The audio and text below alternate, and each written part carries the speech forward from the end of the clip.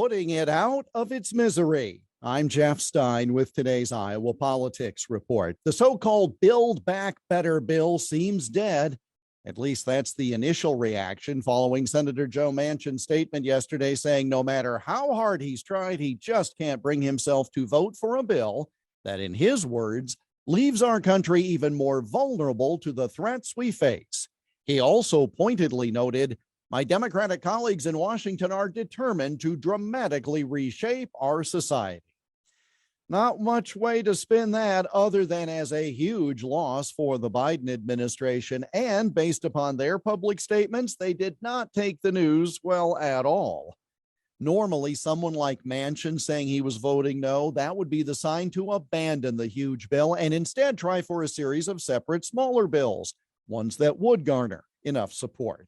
But the far left wing of the Democrat Party is already plenty upset, as evidenced by votes already taken against anything other than the full, broad, sweeping societal changes they advocate. For them, half a loaf is not better than no loaf at all.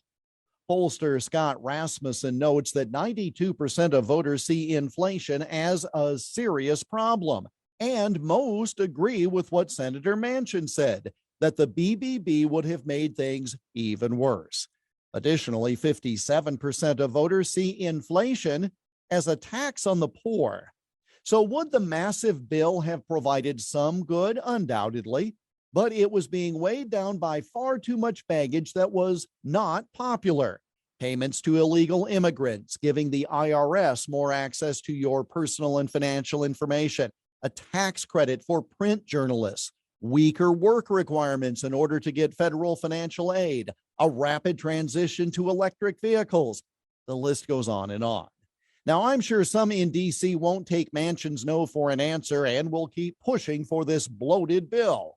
The question now is how many cooler heads will prevail in redrafting legislation that does have support, and how many will continue their all or nothing, my way or the highway approach to unpopular proposals.